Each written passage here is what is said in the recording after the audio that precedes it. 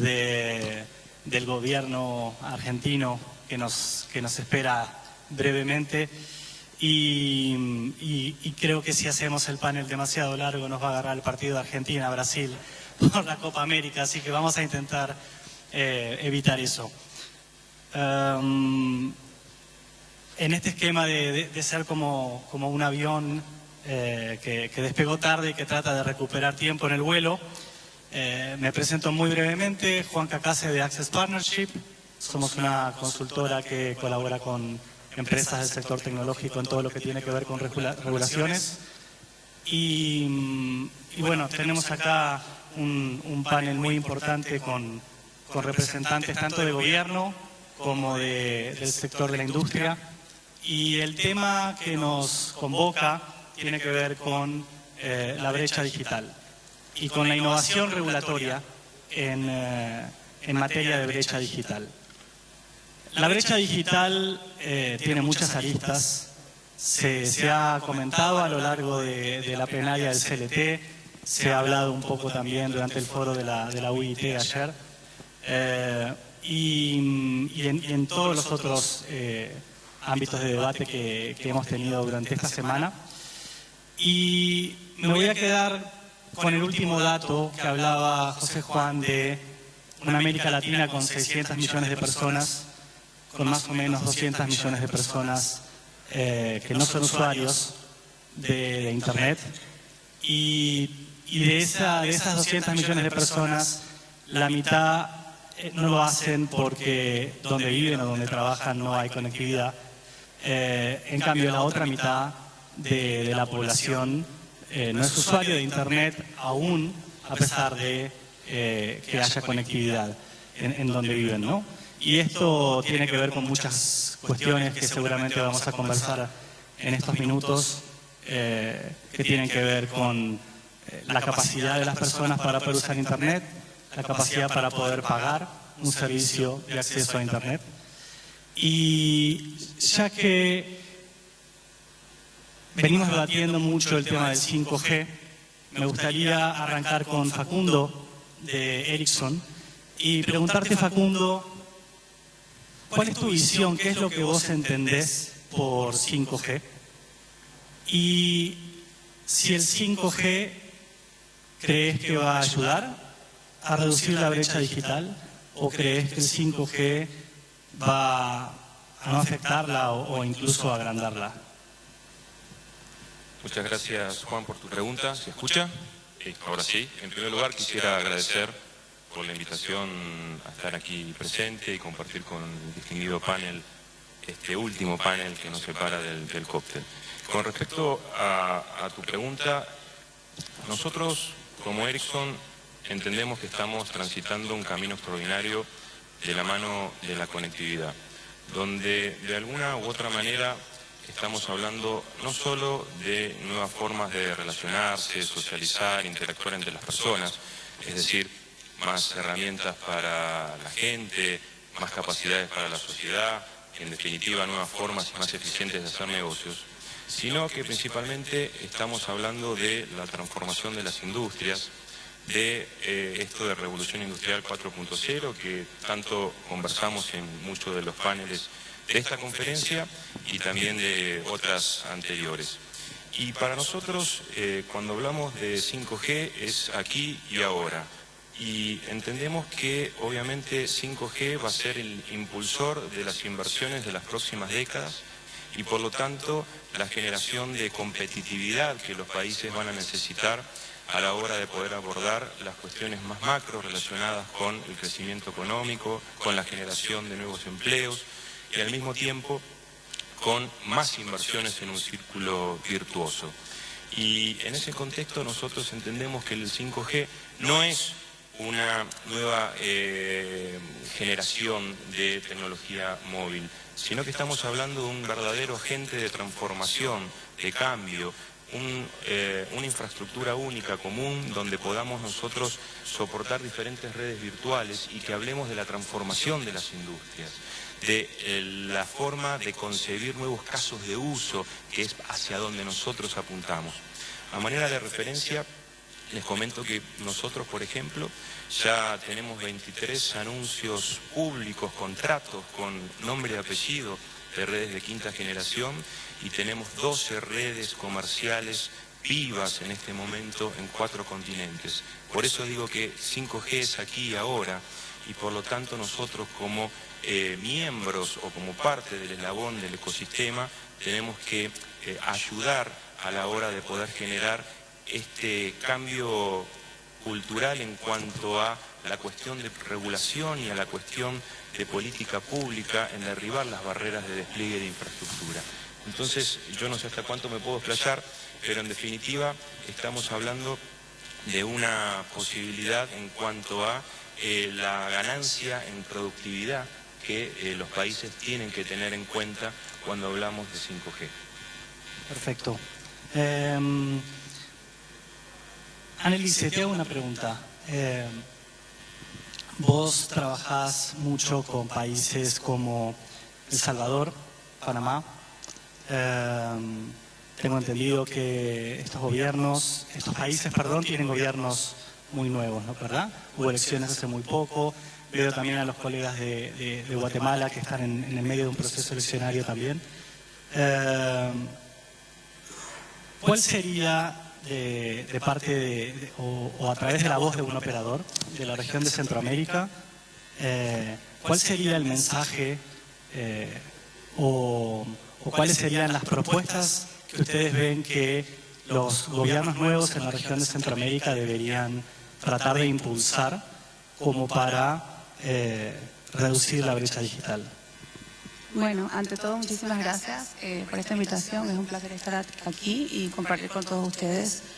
En efecto, bueno, soy la encargada de temas regulatorios en Panamá y Centroamérica. Y creo que, Panamá y El Salvador en Centroamérica. Y definitivamente que hay un reto muy, muy grande de parte de los gobiernos, Panamá y El Salvador. Y tienen un reto muy lindo, una oportunidad. Te comenté cuando conversamos que creo que el panel de Centroamérica o de Panamá, El Salvador, debía ser la falta de innovación regulatoria, ¿no?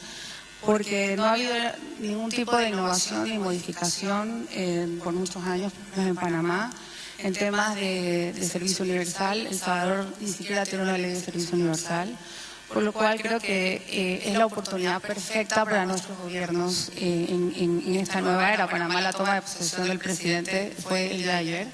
Tiene una excelente oportunidad, tanto Panamá y El Salvador, para crear políticas que incentiven a los operadores en efecto a lograr el cierre de la brecha digital, como con efecto modernizando la regulación, que sea una regulación que incite a los operadores al despliegue de redes. Creo que es un hecho cierto que el tema del espectro ha servido para financiar muchos proyectos y hay que tener un cambio considerable en los temas de políticas públicas en materia de telecomunicaciones y los gobiernos tienen que entender que los operadores no somos la fuente de financiamiento de los problemas de seguridad o los problemas fiscales que tiene el país. De lo contrario, nosotros nunca vamos a poder cumplir metas tales como en efecto lograr conectar a los no conectados, sino que nos vamos a seguir convirtiendo en agentes financiadores de las necesidades del gobierno, ¿no? Entonces creo que definitivamente la experiencia de Latinoamérica, entendiéndose Sudamérica, Colombia para abajo, porque Centroamérica es otro mundo, tristemente muy retrasado, estamos en un proceso de aprendizaje y obtener lo mejor que se pueda de eso, y creo que tenemos una hermosa oportunidad de un cambio regulatorio profundo para poder entonces realmente lograr una conexión a las áreas más rurales y apartadas. Perfecto. Y ya que nombraste a Colombia, Carlos, contanos un poco qué viene haciendo el gobierno de Colombia con respecto a la innovación en materia regulatoria, siempre teniendo en miras la brecha digital, ¿no? Que es el lema que nos convoca. ¿Qué es lo que vienen trabajando en Colombia para tratar de conectar a los colombianos que todavía no tienen acceso o no usan Internet? Bueno, buenas tardes. Quiero antes que nada pedirle a los operadores de mi país, que aquí me encuentro rodeado de todos ellos, que todo lo que voy a decir hoy me lo recuerden en los próximos días y meses, ya que en Colombia estamos en una coyuntura, y es que se acaba de aprobar la ley de modernización TIC, y eso implica que va a haber unos cambios en el regulador.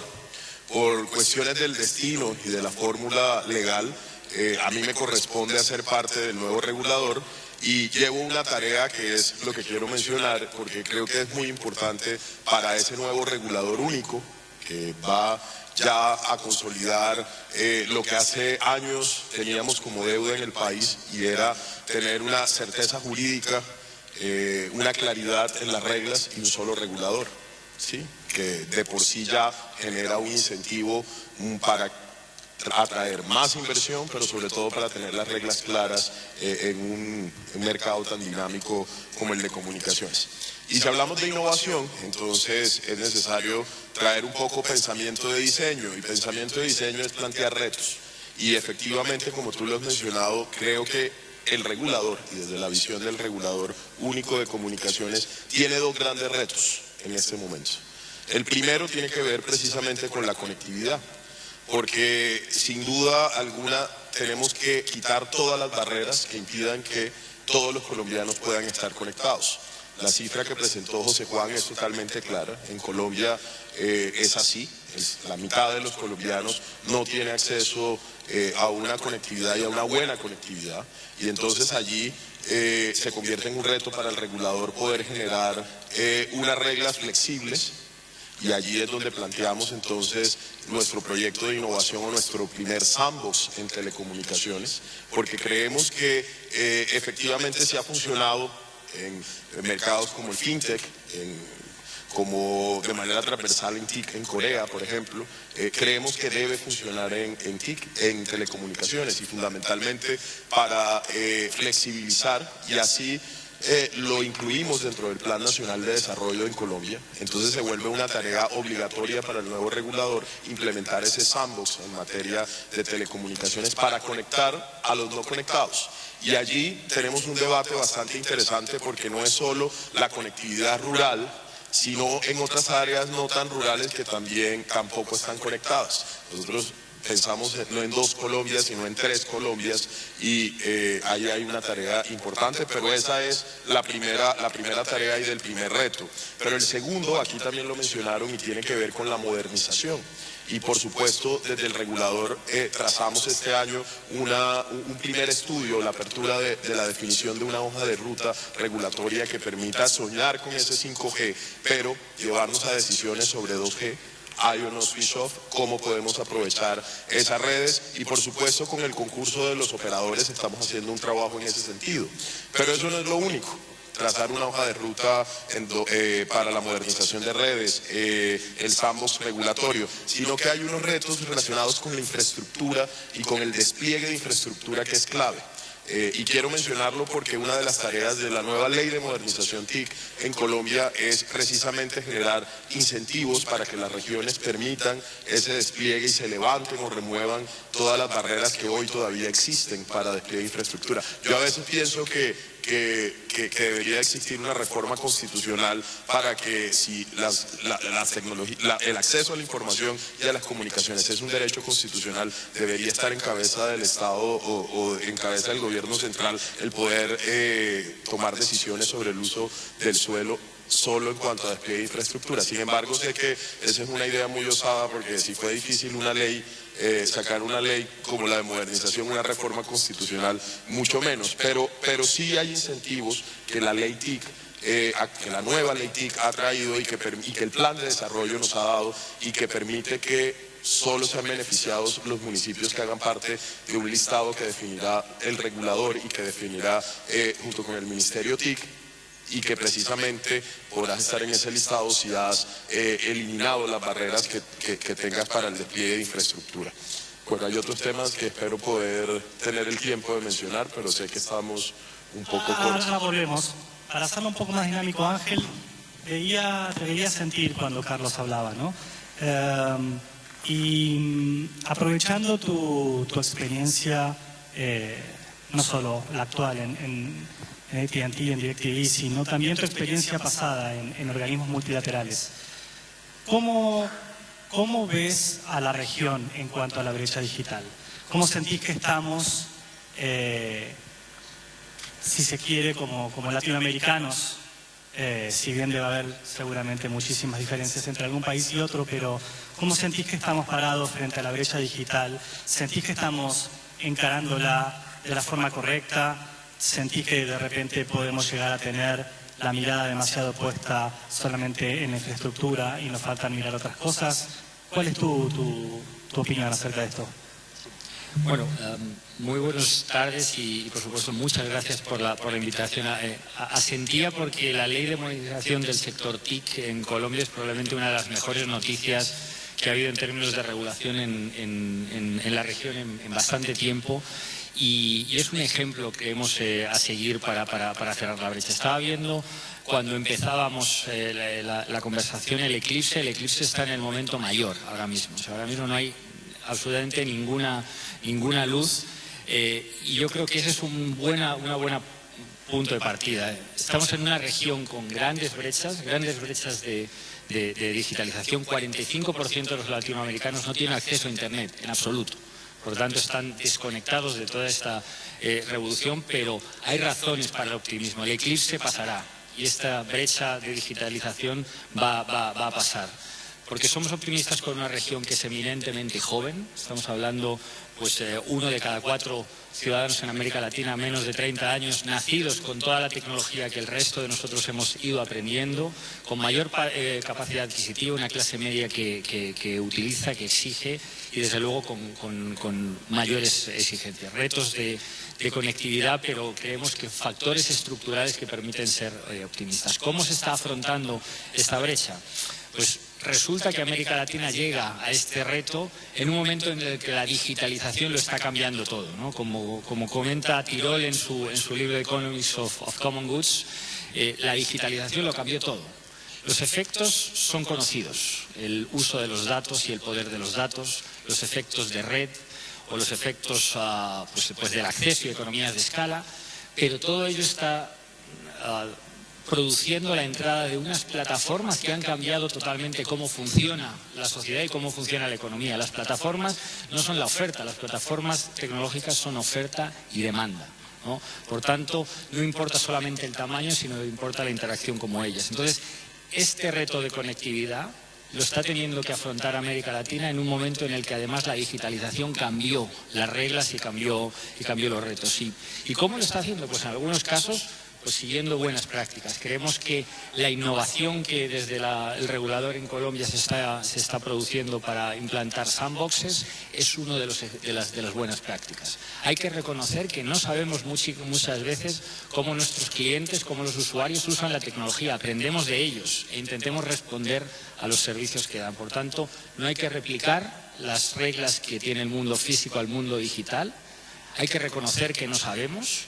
Y la innovación en sandboxes, que por cierto la aplicó la FCC en 2012 para el sector de telecomunicaciones, no es tan solo un tema de fintech, es una de las innovaciones regulatorias que nos parecen importantes.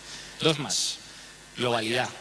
No tiene sentido regular país a país. Hemos visto muchos ejemplos buenos y ejemplos malos país a país. La interconectividad y la falta de algunos estándares y algunas aproximaciones a nivel regional es otro de las buenas prácticas que debería América Latina afrontar y todos los países afrontar para triunfar en esta economía digital, ¿no? Y lo último, realmente redefinir cómo definimos competencia y cómo medimos competencia. Los sectores económicos ya no son lo que eran, ¿no? Antes hablábamos del sector digital, de la economía digital. La OCDE, de donde vengo, habla de economía digitalizada. Ya hay sectores de datos y sectores digitales en absolutamente todas las industrias. Entonces, ¿cómo es posible, primero, que no midamos competencia teniendo en cuenta que los sectores cambiaron? ¿Y cómo es posible, además, que midamos competencia solamente viendo tamaños, que son las economías de escala de las que habla Tirol, cuando hay dos elementos que son tan importantes? La interconectividad, es decir, las economías de red, y el poder de los datos. ¿Quién tiene los datos y hacia dónde van? Déjenme terminar con 3 puntos que creemos que son importantes para favorecer esta competencia. una competencia que se puede favorecer desde una regulación que sea innovadora, como aquí los colegas de Colombia, y también una competencia que se puede favorecer de una manera global. Privacidad, impuestos y piratería. Hoy América Latina por piratería pierde más en términos de recaudación impositiva que lo que se va a recaudar con los impuestos sobre servicios digitales si los países son exitosos en ello. Creemos en la región, creemos en América Latina, creemos que estos factores estructurales están ahí, ya estoy viendo que el eclipse está pasando, entonces trabajemos para ello. Muy bien, gracias. Y Roberto, ¿cómo nos ven desde España en materia de conectividad y de brecha digital?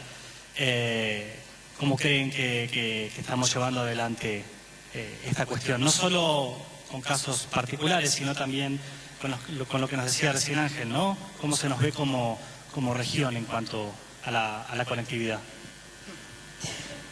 Bueno, muchas gracias, primero de todo, por permitirme compartir estas reflexiones y esta jornada que me ha parecido interesantísima en todo lo que llevo viendo, ¿no?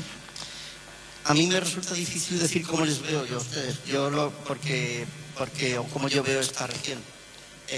Porque al final me parece que en cada una de las regiones, en cada uno de los países, la situación actual que tenemos es el fruto de nuestra historia, de nuestras condiciones de contorno, y por lo tanto yo creo que esa es la base esencial sobre la que hay que construir. Pero más importante que cómo yo les vea, me parece contarles cómo estamos construyendo nosotros, porque realmente enfrentamos problemas que yo creo que son muy similares, y seguramente tenemos todos un mismo objetivo, solamente que partimos de una situación que a lo mejor es distinta, o estamos en un contexto incluso regulatorio, como es en el caso de España, distinto como por el hecho de ser miembros de la Unión Europea. También déjenme que les diga un poco qué es lo que nos motiva a España en el mundo digital, ¿no? ¿Cómo vemos esto, ¿no? ¿Cómo ve el gobierno español toda esta aproximación al mundo digital y a la transformación digital? Nosotros hace como aproximadamente un año iniciamos un proceso para construir una agenda que ya no le llamamos agenda digital, le llamamos la agenda del cambio. La agenda del cambio toma como base de partida el que la sociedad ya es digital, este mundo ya es digital, todos nosotros llevamos en el bolsillo una cosa que es digital y que ha cambiado nuestras vidas radicalmente. Ya no consultamos mapas en papel, ya no consultamos una enciclopedia en la estantería, todo lo hacemos, o muchas cosas las hacemos por estar. Entonces, en este mundo digital. Entonces, si la sociedad ya es digital, nuestro planteamiento, el planteamiento de la agenda del cambio dice que lo que no podemos es dejar personas excluidas de la sociedad. No podemos crear marginados, y cada vez que tenemos a alguien que por una razón u otra no es capaz de entrar en la sociedad digital, en este mundo digital, lo que tenemos es una persona marginada, un ciudadano marginado. Y lo que tenemos es que luchar contra esa marginación. Y en concreto, nosotros lo identificamos como básicamente las tres brechas digitales principales. La brecha digital de la conectividad, y luchamos contra ella.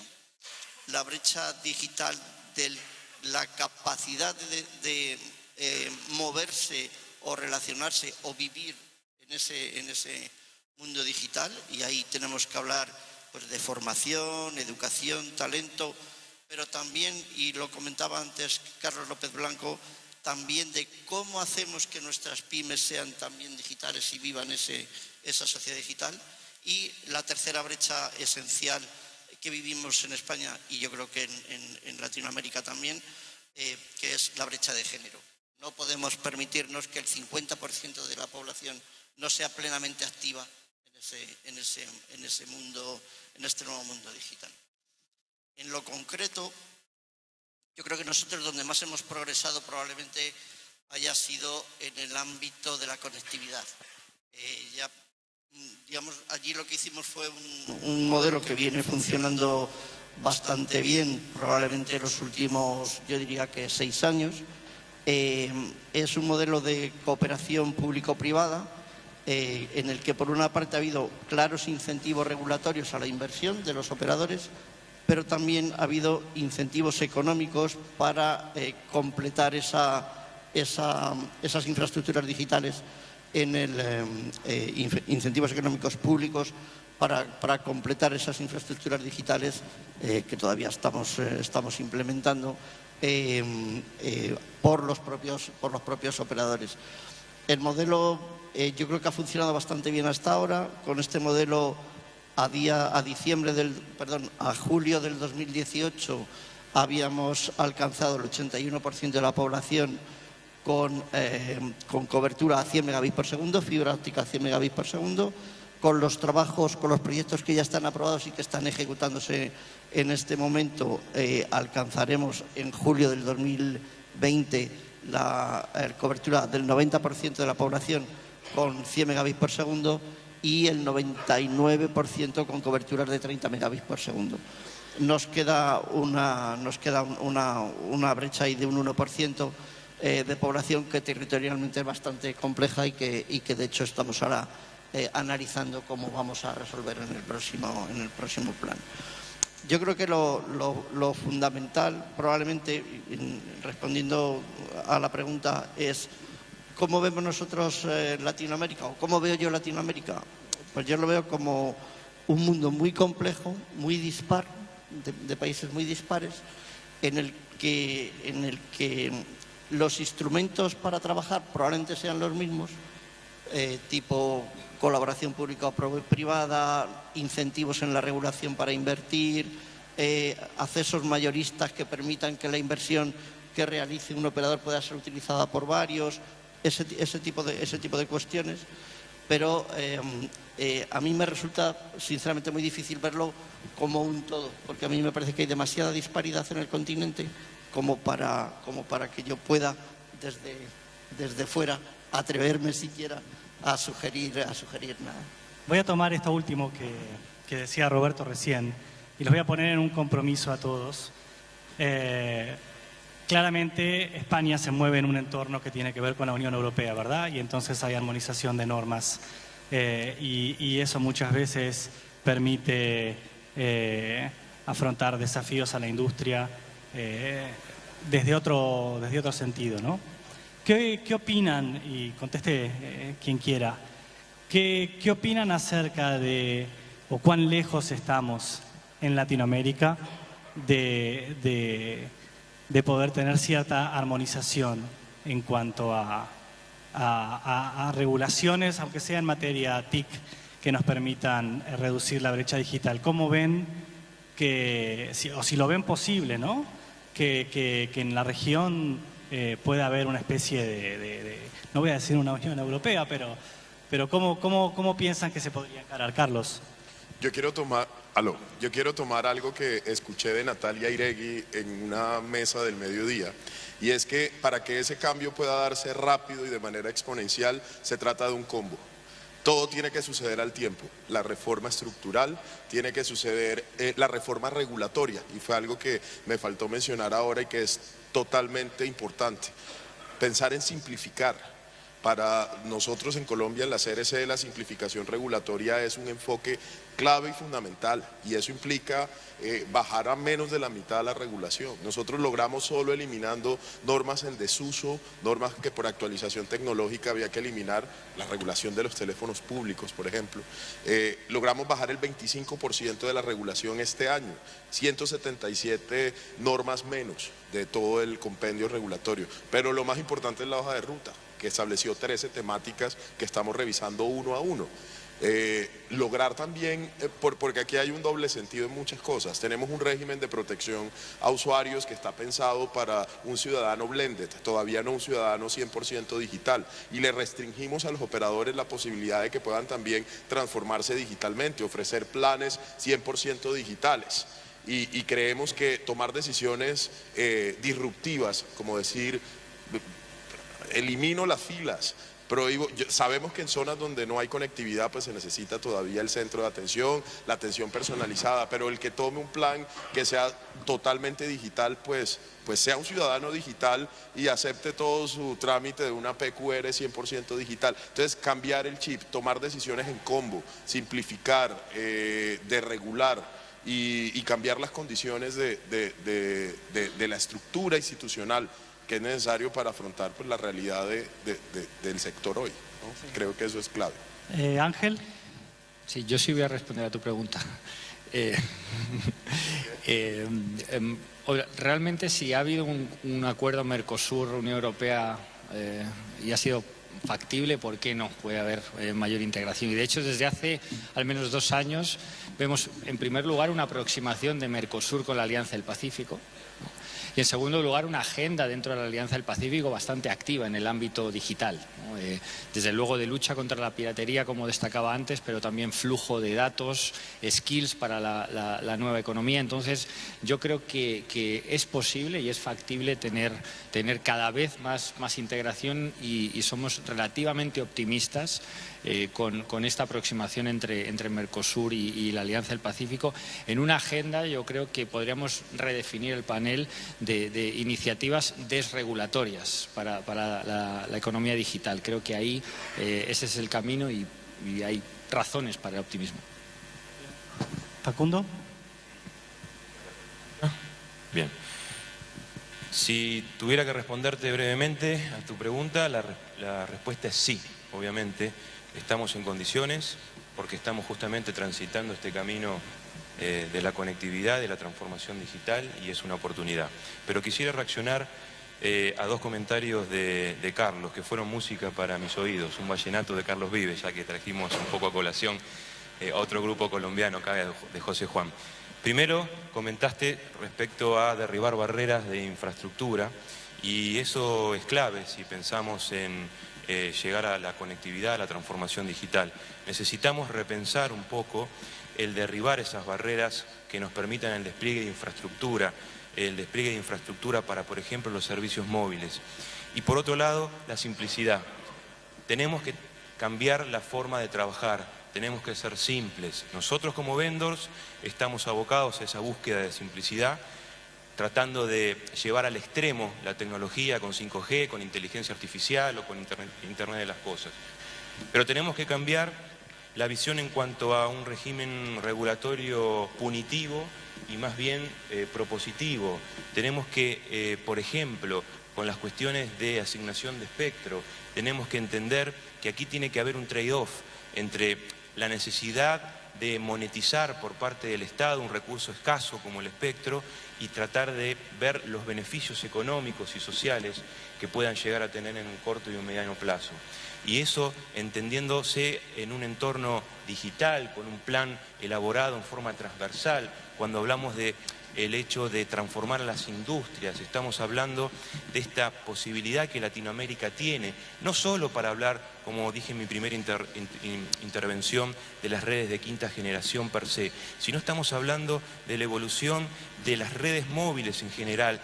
4G vamos a tener por muchos años y eso es importante a la hora de entender las necesidades de diversificar un poco la inversión que van a necesitar todos los agentes y todas las partes de nuestro ecosistema. Y ahí vamos y es una oportunidad única que tenemos como Latinoamérica. Muy bien. Annelise, un poco la mirada femenina en el panel. Sí, bueno, yo creo que en mi caso la respuesta creo que es no a corto plazo. Creo que Centroamérica está muy a pasos distantes de lo que está haciendo Sudamérica. Si Panamá hubiera corrido la suerte de quedarse pegado a la Gran Colombia, tuviéramos a lo mejor otra suerte, pero no fue el caso. Pero sí podemos llegar, creo que en un futuro, a un cambio normativo que es positivo para la región, pero la verdad que no lo veo ahora. Quizás pase, quizás no lo veré yo, pero todavía en Centroamérica nos falta muchísimo. La verdad es que siempre que vengo a estos congresos veo todo lo que hace Latinoamérica, hablando de Colombia hacia abajo, y veo todo lo que nos falta, ¿no? Y creo que Centroamérica es como el hermano menor, el hermano que copia, y en la medida que se haga un buen desarrollo en Sudamérica, existirá la posibilidad de que nuestros países tengan un mejor futuro, y en la medida que los intereses políticos salgan del juego. De lo contrario, nunca lo vamos a lograr. ¿Qué medidas concretas se les ocurre que podríamos implementar en la región como para generar una coordinación mayor? ¿Qué vehículos ven que podríamos llegar a utilizar, ¿no? Porque, digamos, estamos en el 7º Congreso Latinoamericano y estamos todos acá reunidos y creo que fue ya destacado la oportunidad que hay de, por ejemplo, en esta semana no solamente tenemos la plenaria del Congreso, ¿no? Está la reunión anual de Comtelca, que va a ser el viernes. Hay workshops y hay eventos con quizás una impronta un poco más académica, más de estudio. Hay muchísimo que se genera en esta semana, ¿no? Están representantes de los organismos multilaterales y financieros. Hay todo, estamos acá, ¿no? ¿En dónde, no voy a decir en dónde fallamos, pero por dónde deberíamos empezar o dónde deberíamos dar una vuelta de tuerca más? Voy primero con Carlos y después sigo con Roberto. Bueno, si entendí bien la pregunta. No, ese escenario es necesario como un espacio de evangelización. O sea, si tenemos claro el mensaje, este evento y todos, el mobile y todos los que hagamos son fundamentales. Pero debo decir que tenemos una iniciativa latinoamericana en el marco de la CITEL, precisamente. La primera fila hace parte, la primera y la segunda fila hace parte de esta mesa de trabajo. Creamos un grupo, casi que un grupo ad hoc, precisamente para elaborar un documento que nos permita tener las buenas prácticas, pero también llegar a unas recomendaciones claras para los países. Y estos espacios que hacen parte pues, de los organismos multilaterales como la OEA y luego, ¿por qué no?, como una iniciativa interamericana, llevarla a la UIT o a otros escenarios donde se puedan tomar decisiones y recomendaciones, sobre todo para los países, son clave y fundamental. Y nosotros creo que al unísono la industria con los reguladores y con las instituciones de política pública estamos yendo hacia allá, ganando cada vez más adeptos y trabajando en iniciativas conjuntas multilaterales que nos permitan llegar a donde tenemos que llegar. Quizás entonces un poco podría ser que los gobiernos nacionales empoderen un poco más, ¿no?, a las instituciones que tenemos, a CITEL o a Comtelca, por nombrar, ¿no? Quizás tenemos los foros, tenemos los lugares y quizás lo que hace falta es un poco más de compromiso. ¿Cuál es su opinión, Roberto, con respecto a esto que me había pedido la palabra justo antes de Carlos?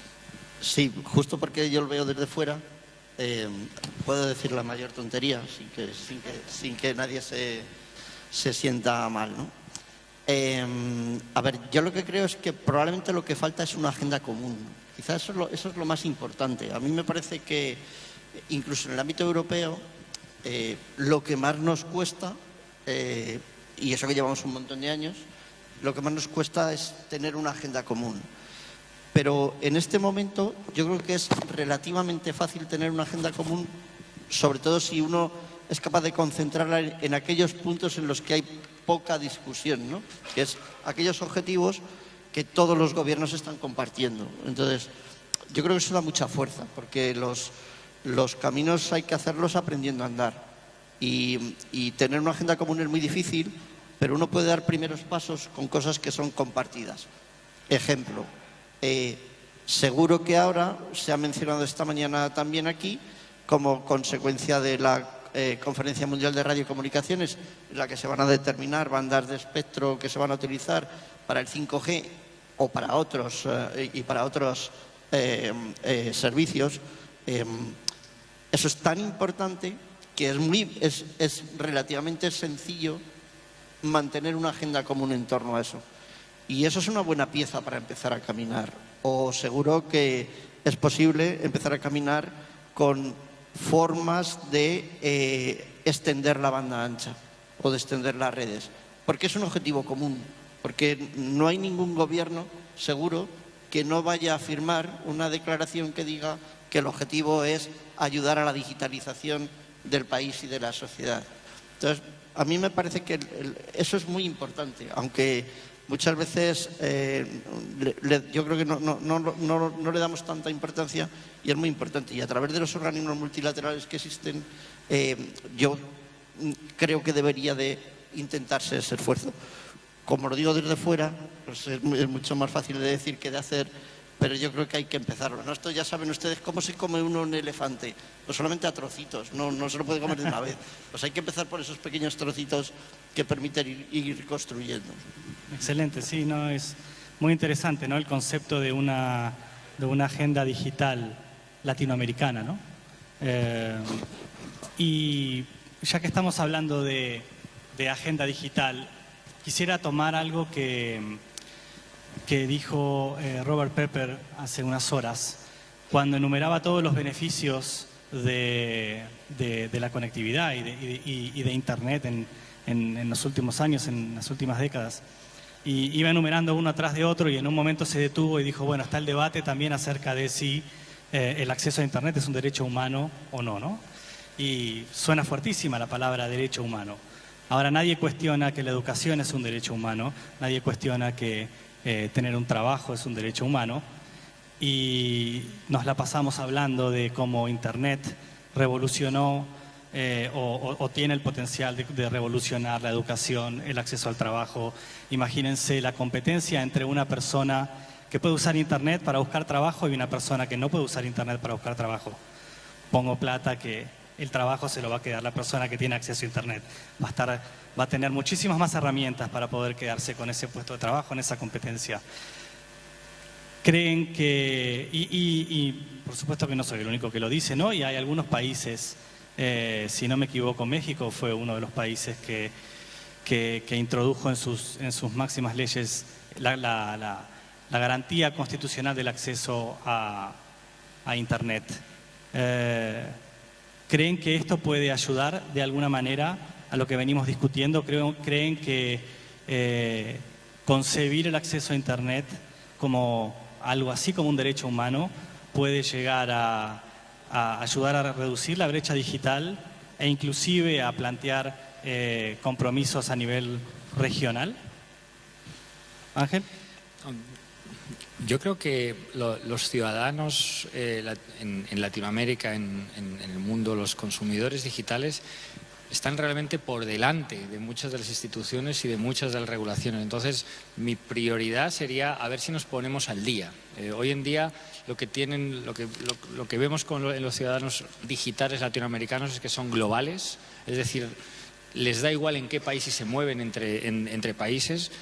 Son innovadores, innovan más que incluso algunos de los servicios que nosotros prevemos de por sí, y desde luego utilizan todo tipo de tecnologías a la vez. Entonces no entienden, por tanto, que haya regulaciones que no favorezcan la innovación, que haya regulaciones que sean tan país a país y que haya regulaciones que distingan entre tecnologías. Entonces, por eso somos muy optimistas con la agenda esta de regulación. Reconocerlo como derecho puede ser una decisión. Desde luego nosotros como empresa nos interesa y participamos en algunos, voluntariamente por supuesto, en algunos de los proyectos de universalización, pero realmente la ciudadanía está muy por delante, la juventud está muy por delante. Pongámonos al día también en las instituciones y en las reglas. Bueno, muy bien. No sé si alguno quiere decir algo más. Son 6:30. Me hicieron ya señas que tenemos que terminar y sí, acá el reloj que ustedes no pueden ver ya marca menos 27. Pero bueno, tenemos el cóctel del país anfitrión que nos está esperando, así que si les parece cerramos acá. Gracias a todos por acompañarnos y bueno, esto sigue mañana. Gracias.